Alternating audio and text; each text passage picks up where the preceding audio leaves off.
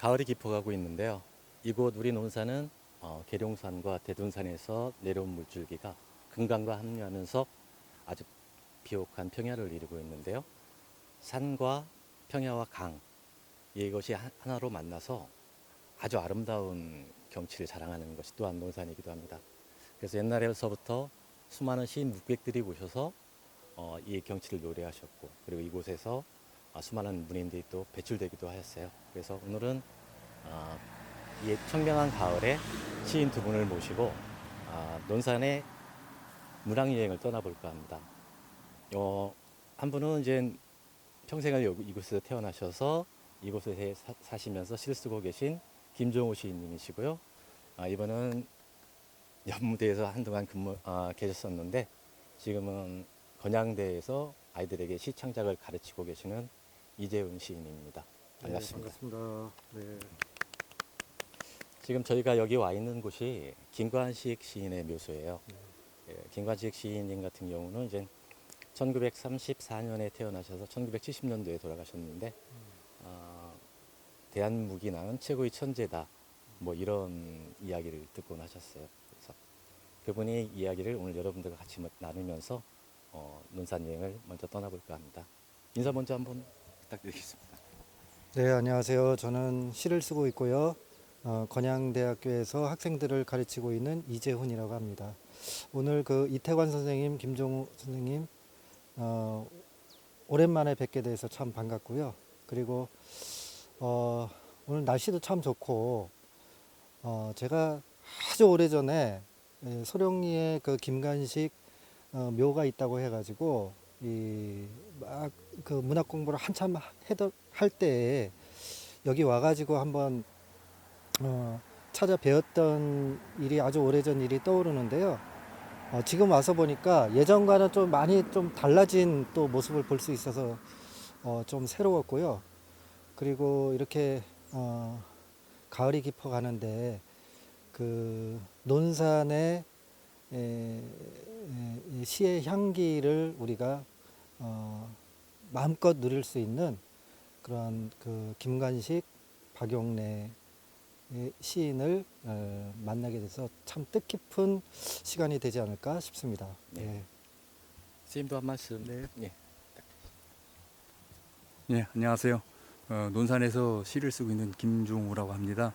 아까 이 시인께서 이렇게 이 자리에 대해서 이렇게 말씀을 하셨는데 원래 이 자리는 이렇게 더 좋은 공간이 아니었어요. 그렇죠. 네. 예전에는 거의 묘만 하나 달랑 네, 있었던 그렇지. 그 이런 정도였는데, 표지석이나 뭐 이런 시비가 있었다는 거는 생각도 없었는데 네. 2009년도인가 그때 이제 정비 사업을 하면서 네. 이렇게 바뀌었어요. 그래서 네. 우리 대한민국 김관식 시인을 우리가 기념할 수 있는 그런 뜻깊은 공간이기 때문에 우리 논산 사람으로서 좀 자랑스럽게 생각하고 네. 있습니다. 그 시간에 이 시간에 이제 이 뜻깊은 자리에 같이 함께해서 반갑습니다. 네, 네. 반갑습니다. 자, 그러면 일단 먼저 김관식 시인님의 시가 여기 시비가 하나 있는데요. 거기 가서 시를 한번 읽어보면서 시인을 추억해 보겠습니다. 네. 좋지 않은 목소리지만 제가 김관식 시인님의 시를 하나 읽어보겠습니다. 무제, 김관식. 옛날에 동능우가 청문에서 외밭고랑을 탔다더니 한여름 내 땀으로 가꾼 무 배추가 서푼에 팔리나니 배부른 자여 은진미륵처럼 커서 코끼리 같은 벽이 되거라. 나는 엄나무 마냥 야이어 산다. 가시가 돋친. 예, 이 시님 이 시에 대해서 또 할 말이 있으시면 한 말씀 해주시기 바랍니다. 아, 네. 김관식 시인의 무제라는 시 아주 낭독 아주 잘 들었고요. 읽다 보니까 좀 궁금한 게 좀 있었어요. 어떤 부분인가 하면 동릉후가 청문에서 외밭고랑을 탔다더니 이렇게 일행에 되어 있는데 이 동릉후라는 것이 어떤 뭐 중국의 고사라든가 어떤 중국의 역사적 배경이 있을 것 같은데 뭐 청문 이런 것도 있을 테고 그리고 김관식 시인의 삶과 또 연결되어 있을 것 같은 느낌도 들어요. 외밭고랑을 탔다더니 이런 부분들이 또 밑에 보면 은진미륵처럼 커서 이것은 우리 논산 지역에 또 은진미륵이 있기 때문에 예전에 중국의 역사와 김관식 시인이 살았던 삶 이런 것들이 함께 엮여져 있을 것 같은데 이것에 대해서 김정우 선생님께서 좀 자세히 좀 아실 것 같은데 좀 설명을 해주셨으면 고맙겠습니다. 내가 김관식 선생에 대해서 이제 이야기를 들은 거는 이분이 평생에 어떤 뭐 저 직장이나 뭐 이런 걸 가지시지 않으시고 이제 시에 몰두하시다 보니까 생활이 좀 곤궁하시고 그러시잖아. 근데 이제 홍은동에 계실 때 뭐 농사를 지어보신 일도 없고 그런데 이제 어쩌다가 이제 그런 그 호구지책으로 농사를 밭농사 뭐 이런 걸 져가 이제 배추나 뭐 이런 푸성거리를 해서 가지고 이제 홍은동 뭐 그쪽 그 나가서 이제 장터 같은 장터에서 데서. 이제 뭘 팔기도 하셨던 모양이더라고. 근데 이제 그게 농사가 잘 됐겠느냐고. 이제 한 번도 해본 일도 없고 그러신 양반이 이제 농사를 지었으니까. 근데 이제 지나가는 사람들마다 이거 물어보기만 하고 사가지는 않고 막 그러니까 이제 이 양반이 좀 뭐라 그럴까 좀 화도 나시고 성질도 이제 저기 하고 그러니까 그냥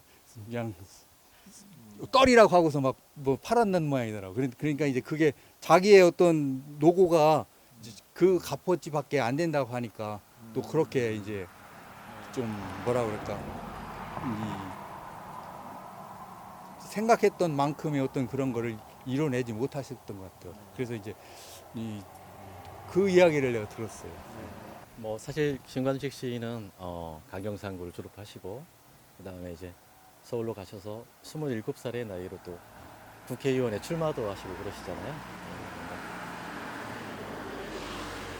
그러시면서 이제 가산을 탕진하게 되셨고 그리고 그때 당시에 이제 산이었던 홍은동에 언덕에 올라가셔서 무허가 판잣집을 짓고 생활을 하셨는데 그분 같은 경우는 사실 옛날에 홍길동이 꾸었던 이상의 국가 같은 시인들이 사는 그런 마을 이런 것들을 홍은동에다 만들고 싶어 하셨었죠. 그래서 많은 무허가 판잣집을 짓고 그곳에 시인들이 와서 기거도 하고 또 집이 없으신 분들한테 또 집도 나눠주시고 이렇게 사셨는데 뭐 생활은 곤궁하셨겠죠. 그렇지만 그 마음만은 크고 넓었던 그런 분이셨던 것 같아요.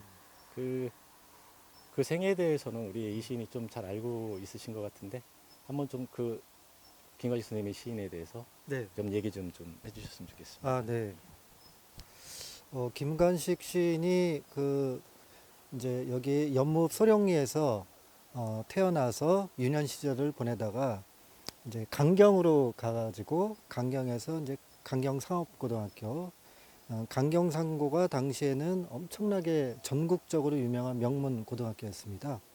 이제 강경상고를 졸업하셔가지고 군산에 가서 면접을 보시고 그리고 서울의 한국은행에 이제 수석으로 졸업을 하셨다라고 합니다. 박영래 시인이 그렇습니까? 죄송합니다. 아무튼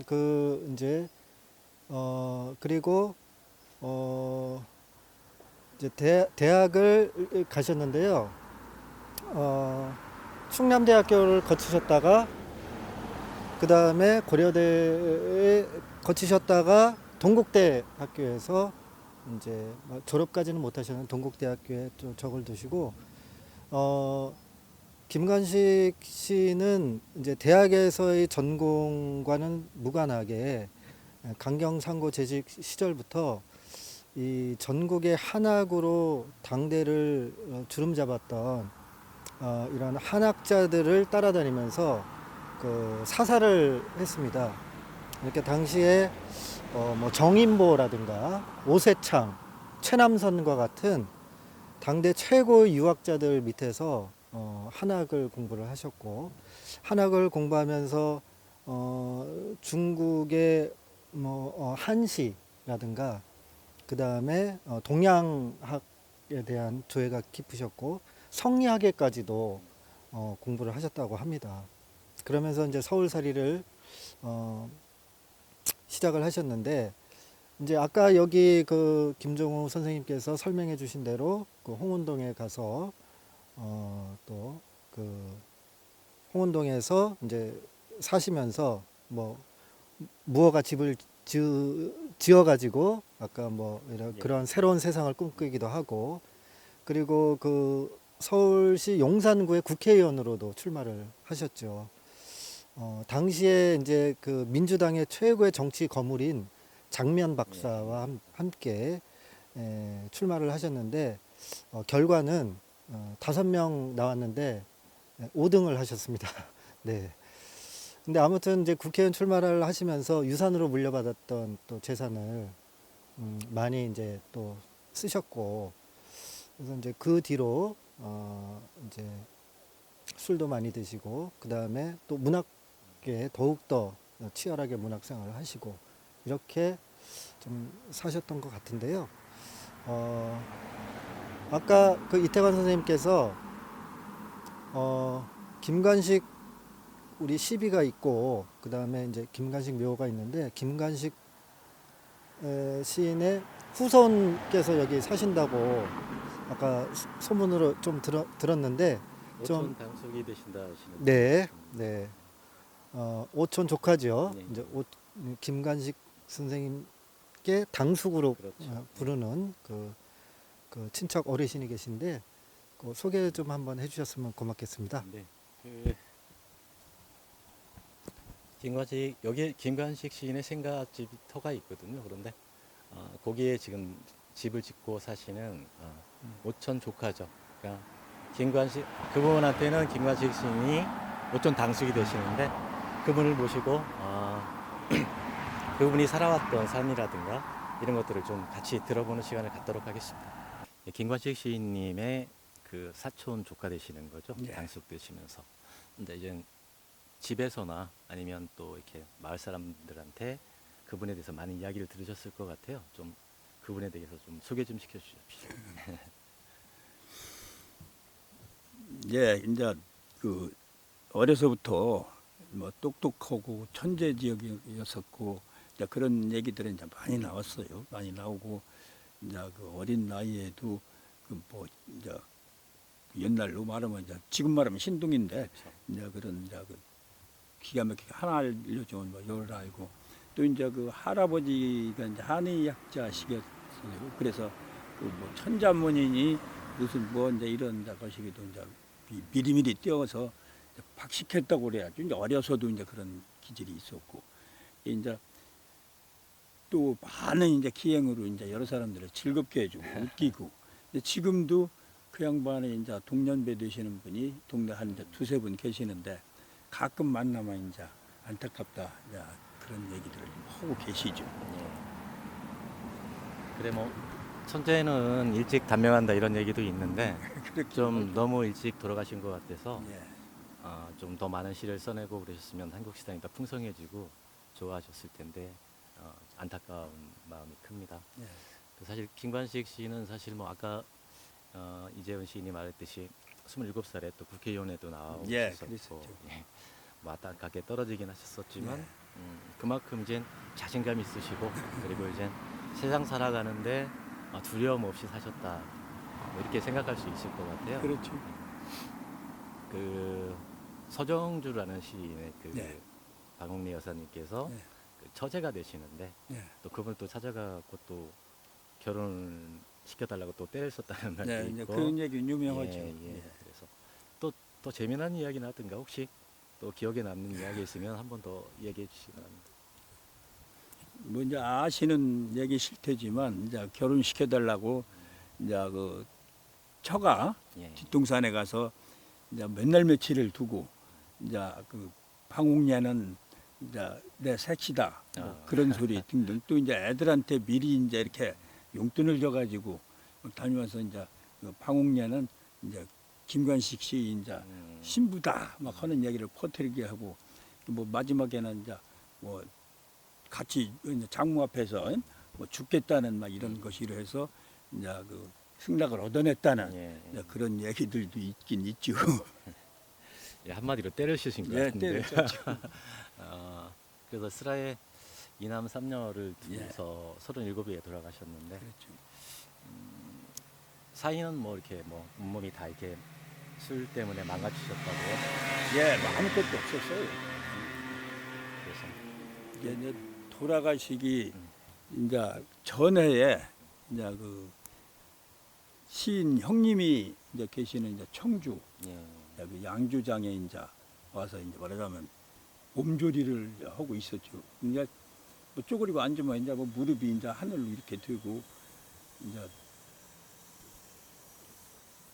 그 이제 그렇게 이제 막 쪼그리고 앉아 계셨는데 이제 뭐 몰골이 말이 아니죠.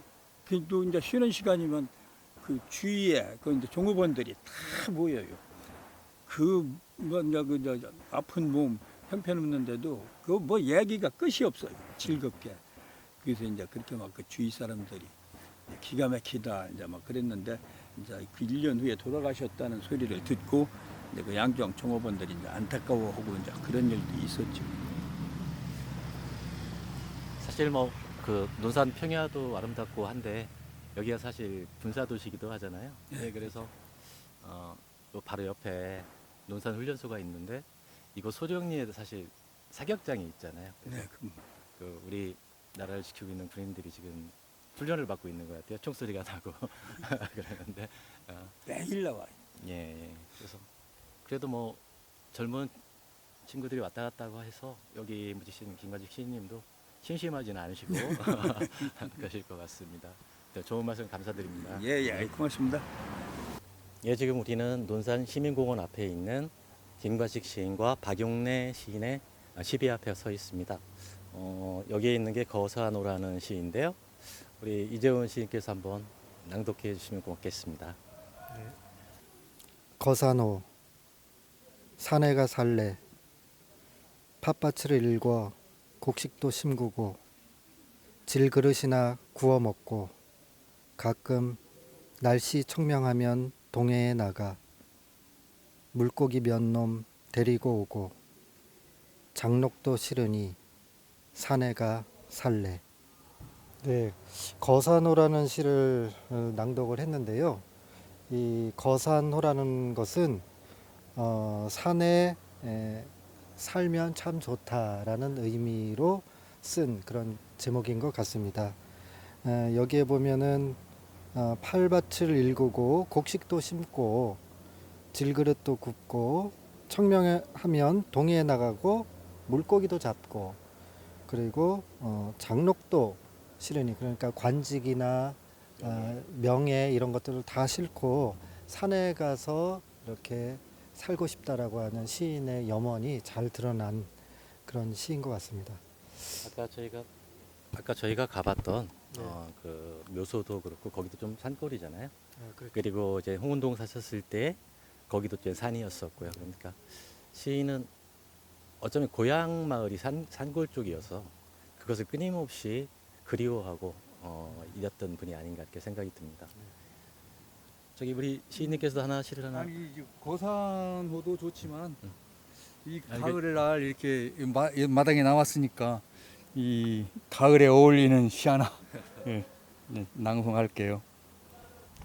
풀 이슬같이 놀라워라 어느새 말렸다 풀어지는 한 오리의 희미한 실구름같이 흐르던 피 뚝 끊어지고 눈물 한 방울 안 흘리고 어려운 한 고비를 숨결 넘어가면 사랑도 원수래도 살뜰히 잃어버려 삶이란 한참 스쳐간 소나기 비 선잠 깨인 꿈자리 그게 아니면 서글픈 쓰디쓴 우음 이로구나 굴러 흩어지는 풀 이슬같이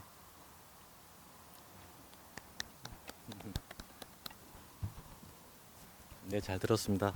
선생님 목소리가 좋으신 것 같아요.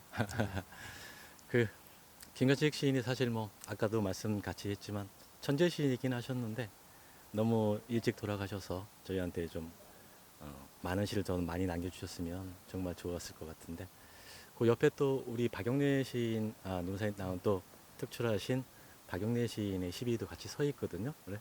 원래 박영래 시인 시비가 대전 보문산의 사정공원에 우린 대전 지역에서는 최초로 시인의 시비가 섰었던 것들이 있는데 이건 논산에서도 이렇게 시비를 하나 만들어 세웠어요. 그래서 저 박영래 시인님의 겨울밤이라는 그런 시를 한번 낭송하면서 박영래 시인에 대해서도 같이 이야기를 나눠보도록 하겠습니다.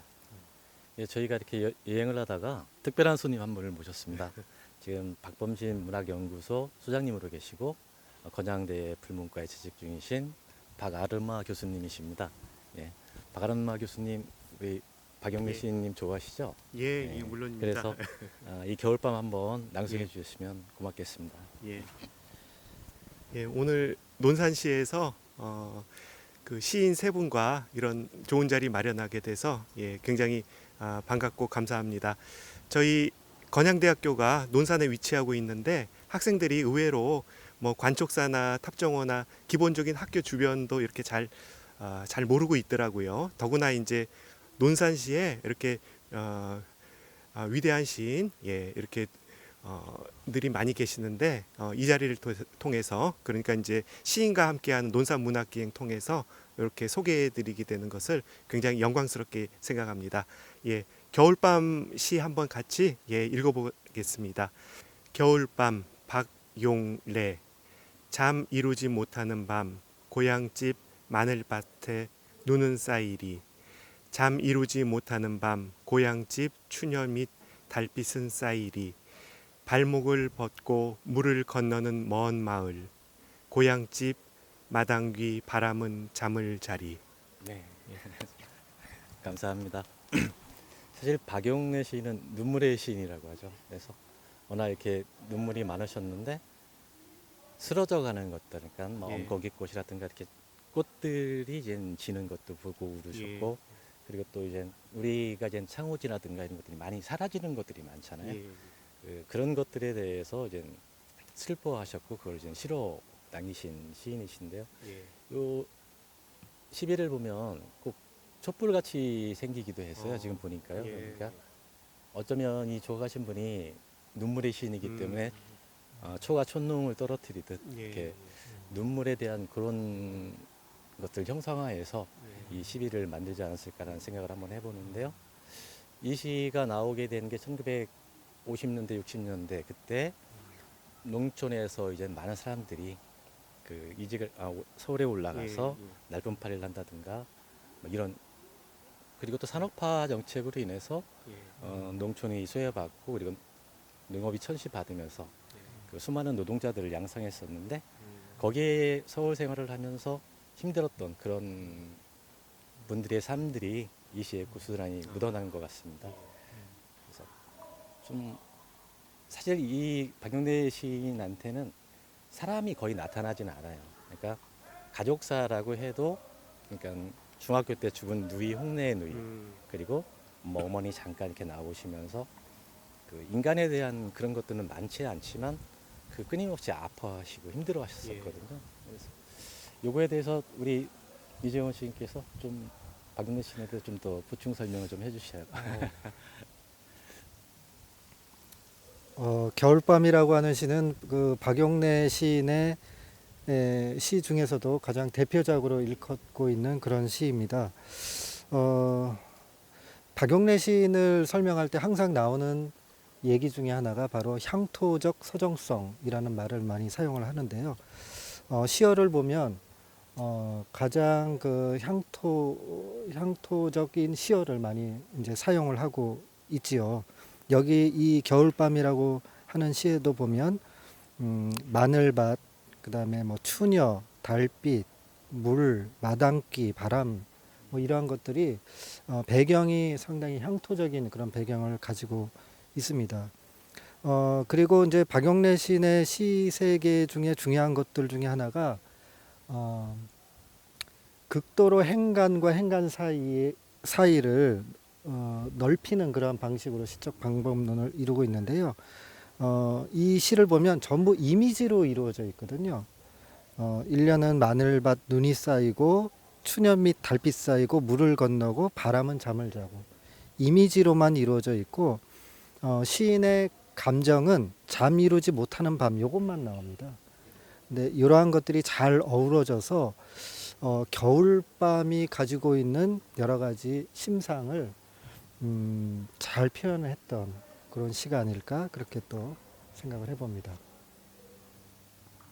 네, 감사합니다. 우리 김 시인님께서는 여기 시비를 만드는데 추진위원을 하셨더라고요. 그래서 이거를 어떻게 만들어졌는지, 그리고 또 어떤 목적으로 어떤 의미로 이곳에 만들어졌는지 거기에 대해서 잠시 설명을 해줬으면 고맙겠습니다. 이 박용래 시비와 김관식 시인 시비가 만들어질 당시에, 그때 당시에는 96년도 문학의 해와 97년도 문화유산의 해의 일환으로 이렇게 여기가 허벌판이었는데, 그래도 논산에서 가장 어르신 시인 이분들을 모셔야 되지 않겠나. 다른 지역에도 이제 시비가 있는 게 좀 안타깝고, 그래서 논산에도 박용래 선생이 시비를 건립하고 또 김관식 시인의 시비도 건립하지 않았고, 그 해에 문화유산의 해를 맞이해 가지고 이렇게 문인협회에서 주관을 하고, 또 그 당시 문화에 대해서 이쪽 문화예술 쪽에 관심이 많으셨던 전일순 전 시장님께서 이렇게 적극적으로 이렇게 도와주셔가지고 이 시비가 이렇게 두 기가 건립이 됐어요. 그리고 또 그 앞에 이쪽에도 보면 또 교중 윤백남 극작가에도 또 이렇게 계시고 그래가지고 논산이 문학에 대한 어떤 그런 그 열정을 가지고 맥합다. 논산 문학의 어떤 그런 뿌리를 여기서부터 시작을 해서 뻗어나가는 그런 의미를 담고 시비를 건립하게 됐죠. 그때 당시. 네, 고생 많으셨고요. 조금 떨리시나 봐요. 여러분들한테 이렇게 같이 얘기하려 보니까 좀 떨리신 것 같은데, 잠시 후에 또 저희가 또 강경상구에 가면 또 거기에 또 김관식 선생님이 또 시가 또 있고, 그리고 또 그쪽에 옥녀봉에 가면 금강을 내려다보면서 아주 경치 좋은 곳에서 시인분들의 이야기를 같이 또 나눌 거거든요. 그래서 굉장히 기대가 큽니다. 네, 같이 가셔서 같이 즐거운 시간을 나누셨으면 좋겠습니다. 예. 감사합니다. 네. 예, 지금 저희는요 신동엽 시인의 생가에 와 있어요. 여기 집터가 좀 아담하고 참 좋은 것 같은데요. 요 뒤에는 또 문학관도 건립되어 있고요. 그러니까 예전에 찾아왔을 땐 사실 문학관이 없었고 그랬었는데, 오늘은 저희가 이렇게 또 귀중한 분을 모시고 이분이 바로 신동엽 문학관장님이시거든요. 그래서 신동엽 시인에 대해서 좀 말씀을 듣는 시간을 제가 갖도록 하겠습니다. 선생님, 반갑습니다. 예, 신동엽 문학관 그 지키고 있는 김용수입니다. 반갑습니다. 반갑습니다. 예. 이 집터하고 그 역사 유래 뭐 이런 것들 좀 같이 설명해 주셨으면 좋겠습니다. 신동엽 문학관은 그 생긴 지가 8년 됐고요. 여기는 이제 신동엽 시인이 신동엽 시인이 1930년생인데 5살 때 이사 온 집이거든요. 예. 원래 태어날 때는 국남지 가까이에서 태어났고 여기 이제 신동엽 시인이 살던 때는 여기가 신동엽 시인 아버지가 대서사예요. 그래서 군청에서 일 보기 때문에 군청에서 가장 가까운 동네 끝집으로 이사를 왔습니다. 주변에 논밭이 없는 벌판이어서 그러니까 이쪽 일대를 휘둘러 봤을 때 초가지붕이 두 채 보였다고 그러거든요. 지금 저 앞길이 신동엽 길인데 논밭이 없는 곳이기 때문에 그 동네 주민들이 거의 안 다니는, 그래서 신동엽 시인이 산책을 아주 좋아해요. 신동엽 시인이 산책 다니던 길이 신동엽 시인 발자국이 쌓여서 지금 현재 신동엽 길이 된 거죠. 그리고 그 옆으로 지금 이제 마을이 들어선 거고요. 지금 집은 그 옛날 모양을 그대로 해가지고 1985년도에 다시 지었습니다. 그러니까 저 석가래 같은 예. 아니요, 이것들을 이제 두들겨 보면은 그 개미가 갉아먹어서 텅텅 소리 나고 해서 지금 그러니까 틀을 바꿔서 다시 지었는데 신동엽 시인 부인이 박물관 전문가거든요. 그래서 사진 찍으면 그대로 나오게 지어놨어요. 그러니까 옛날 풍경을 망가뜨리지 않고 그대로 다시 복원시켜 놓은 거죠. 85년도에 그 초가지붕으로 지었는데 지금 이제 바뀐 게 있다면은 초가를 관리를 못하니까 기와로 이제 89년도에 기와로 바꿔놨어요.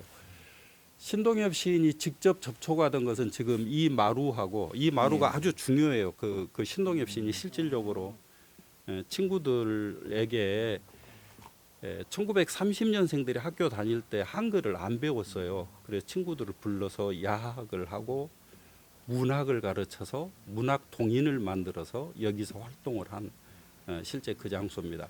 그래서 마루하고 집 뒤에 장독대 뒤에 감나무가 있었는데 지금 현재 마루하고 감나무만 그 남아 있고 나머지는 교체된 거죠. 네. 신동엽 시인은 69년도에 죽었는데 39살에 죽었는데 아버지가 그 장수상을 받으셨어요. 그러니까 92년도까지 사셨거든요. 현재 방 안에 있는 물건들은 지금 아버지가 쓰던 물건들 그대로 입니다. 저희 생가의 그 대표적인 자랑거리인데요. 그 저기 현판입니다. 제가 먼저 읽어볼게요. 생가, 우리의 만남을 헛되이 흘려버리고 싶지 않다. 있었던 일을 늘 있는 일로 하고 싶은 마음이 당신과 내가 처음 맺어진 이 자리를 새삼 꾸미는 뜻이다. 우리는 살고 가는 것이 아니라 언제까지나 살며 있는 것이다.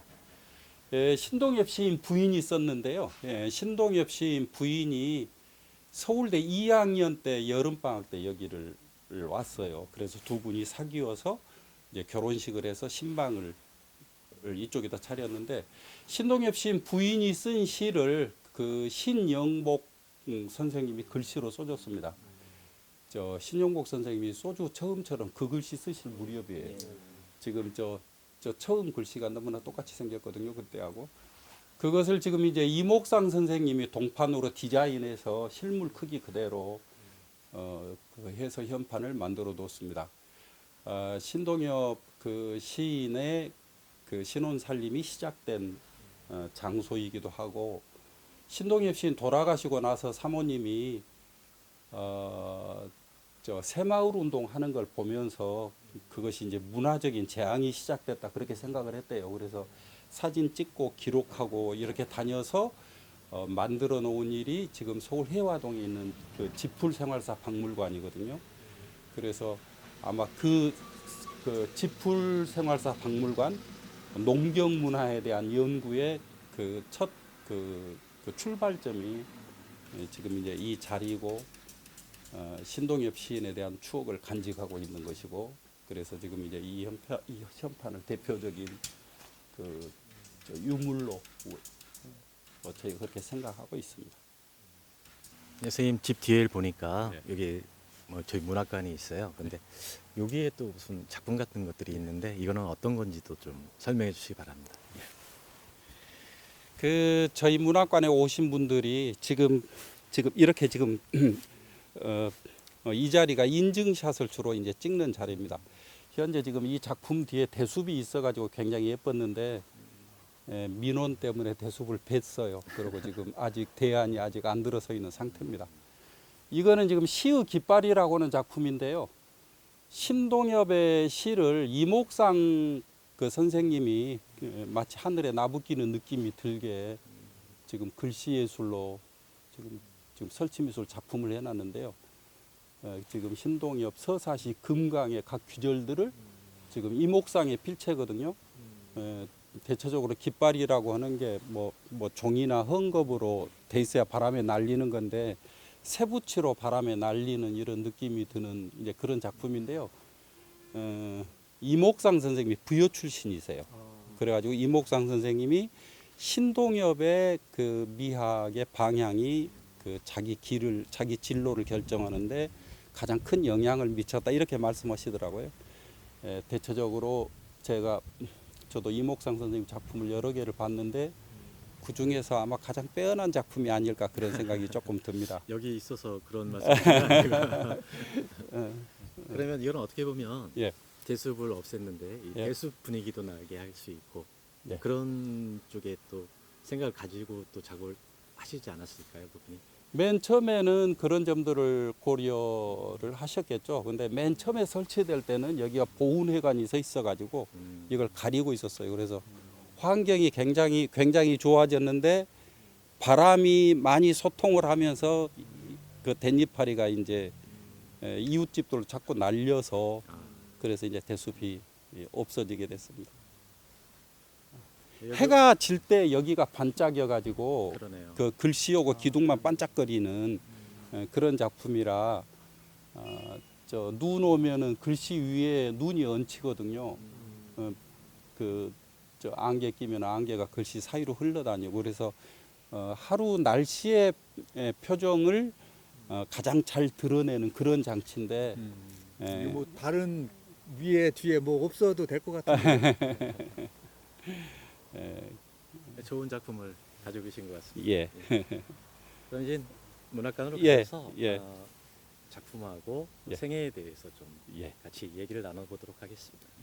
이 문학관이 지은 지 8년이 됐다고 예, 하셨잖아요. 예. 그런데 사실 문학관 같은 것들을 만든다는 것도 좀 쉬운 일은 아닌데 예. 어떤 분들이 어떤 뜻을 모아서 이 문학관을 만들게 되었는지 거기에 좀 설명을 부탁드리겠습니다. 집 뒤에 공터에 문학관을 만들어 달라고 신동엽 시인 부인이 그러니까 신동엽 시인의 그 생가 그다음에 생애의 자료들을 모아가지고 부여군에게 이제 공식적으로 제안을 했는데 제안을 하면서 신동엽 문학관을 승효상의 작품으로 만들어 달라고 그렇게 이제 요청을 해서 부여군에서 한 5년 검토 끝에 받아들여서 승효상 선생의 작품으로 문학관이 들어섰습니다. 승효상 선생님은 지금 현재 국가건축위원회 위원장이고요. 최근에 저 문화훈장 받으셨더라고요. 은관 문화훈장. 승효상 선생님의 작품 중에 대표적인 작품으로 그렇게 평가되는 것 같아요. 신동엽 시인의 시 중에 산의 언덕에라는 시를 형상화한 건축물이라고 그럽니다. 산의 언덕에가 집 뒤에서 바라보이는 부소산을 배경으로 쓴 시거든요. 그래서 지금 부소산 산책길처럼 되어 있어요, 여기가. 그래서 이 길을 따라 걸으면은 건물 아래였다가 위였다가 안이었다 바깥이 되게 지금 그 길 옆에 물길이 있거든요. 그래서 이제 부소산 산책길이 건물 전체를 감싸고 있는 그런 형상이고요. 여기서 보면 위가 옥상인데 위에 올라가서 보면 공원으로 되어 있습니다. 그래서 위 풍경과 부소산 풍경이 꽤 비슷해요. 그리고 올라가는 저 풍경들이 산의 언덕에 올라가는 이제 그런 느낌으로 되어 있고 승효상 선생을 구체적으로 지정을 해서 요청을 한 이유가 승효상 선생님의 미학과 신동엽 시인의 미학이 꽤 맞다는 거예요.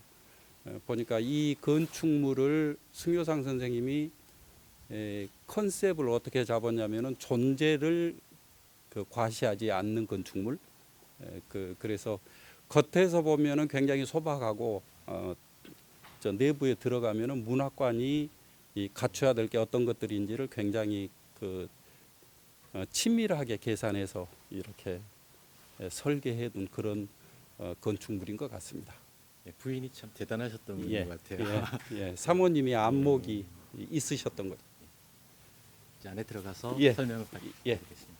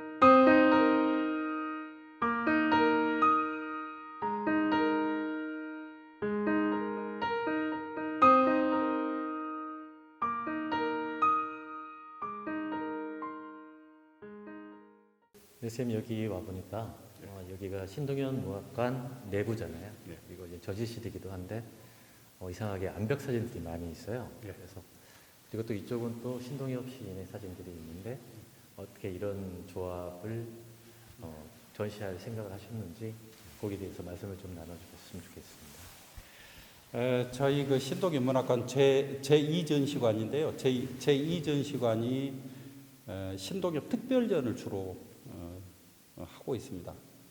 저희가 12월 12일까지 전시회를 하려고 하는데요. 저 북한산에 시인 신동엽 길이 있어요. 그래서 시인 신동엽 길을 개척하신 분하고 소통을 하다가 지금 이제 밝혀진 건데 여기 지금 이제 이쪽이 그 북한산에 있는 시인 신동엽 길인데요. 암벽 등반하는 전문가들이 오르는 길이에요. 지금 코스별로 사진들을 쭉 이렇게 했습니다. 이분이 찍었는데 시인 신동엽 길이고요. 그 다음에 그 시인 신동엽 길 때문에 알게 된 건데 그 신동엽 시인도 1960년대 초반에 암벽 등반 전문 그 산악 그 조직에서 활동을 했어요. 그래서 지금 이제 전문 그 산악인들의 고증을 받아서 신동엽 그 시인 사진 20몇 점에 대해서 이제 때와 장소, 그 다음에 이제 어떤 일이 있을 때 그 찍힌 사진인지 지금 이제 그것들을 다 밝혀서 제1부, 제2부, 지금 시인 신동엽 길은 이거거든요. 이렇게 올라가는 길인데, 그 다음에 이 길을 개척하신 분에 대한 소개를 이쪽 뒤쪽에 제3부 이렇게 해가지고 전시를 하고 있습니다. 문학하는 분들뿐만이 아니라 산악인들도 굉장히 크게 관심을 갖고 있는, 그래서 내년에 전시회 및 저 행사를 오프라인으로 내년에 다시 하려고 그렇게 계획을 짜고 있습니다. 그러시다면 저희는 사실 신동엽 시인하면 좀 병약하고 그렇게 알고 있거든요. 그래서 뭐 돌아가신 것도 좀 폐결핵하고 좀 가난해 오셔서 이렇게 돌아가신 걸로 알고 있는데 그러면 그분이 암벽 등반을 하셨다면 엄청 건강이 좀 그래도 괜찮지 않으셨을까요? 그 신동엽 시인이 1950년에 그러니까 한국 전쟁 때 그 오래 굶어가지고 폐 디스토마로 시작해서 계속 피를 토하고 이제 그게 결국은 원인이 돼서 간암으로 69년에 죽거든요. 그래서 전쟁 이전까지 신동엽 사진과 이후 사진이 굉장히 크게 달라요. 그래서 굉장히 그 병약했고 병마와 계속 싸우고 있었기 때문에 어떻게 그렇게 병약한 사람이 좀 굳건한 그 작품들을 썼을까 이렇게 이제 궁금했었는데 사실은 저 내부가 병들어 있지만 신동엽 시인이 거의 표시를 하지 않고 아주 건강한 사람들처럼 계속 뛰고 걷고 그리고 굉장히 험한 암벽 등반을 계속하고 그렇게 해서 정신 건강을 계속 이렇게 그러니까 기계를 계속 잃지 않고 지킨 것 같습니다. 그래서 시들이 조금 굳건한 시들을 쓴 게 아닌가 그렇게 생각을 해봅니다. 예. 예, 지금까지 이 신동엽 생가에 와서 우리 관장님을 모시고 생계에 대한 이야기와 또 신동엽 시인님의 삶 그리고 또 암벽 등반 이야기까지 잘 들었습니다. 그리고 저희가 또 이제 자리를 옮겨서 여기 또 신동엽 선생님의 이제 강가에 시비가 있잖아요. 예. 거기 잠깐 들려서 저희가 이제 구경을 하고 가겠습니다. 좋은 말씀 감사드립니다. 예, 감사합니다. 예. 예, 저희가 지금 신동엽 문학관을 다녀왔는데요. 신동엽 문학 건축물이 그 산의 언덕이라는 그 시를 보면서 건축물을 만드셨다고 하셨었는데 이곳이 금강변에 위치한 신동엽 시인의 시비가 있는 곳입니다. 여기에 산의 언덕이라는 시가 있어요. 그래서 이거는 저 목소리 좋으신 우리 이 시인님께서 한번 좀 읽어줬으면 좋겠습니다.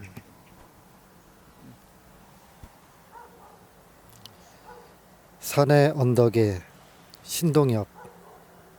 그리운 그의 얼굴 다시 찾을 수 없어도 화사한 그의 꽃 산의 언덕에 피어날지어이. 그리운 그의 노래 다시 들을 수 없어도 맑은 그 숨결 들의 숲속에 살아갈지어이. 쓸쓸한 마음으로 들길 더듬는 행이나 눈길 비었거든 바람 담을지네. 바람 비었거든 인정 담을지네. 그리운 그의 모습 다시 찾을 수 없어도 울고 간 그의 영혼 들의 언덕에 피어날지어이. 네, 감사합니다.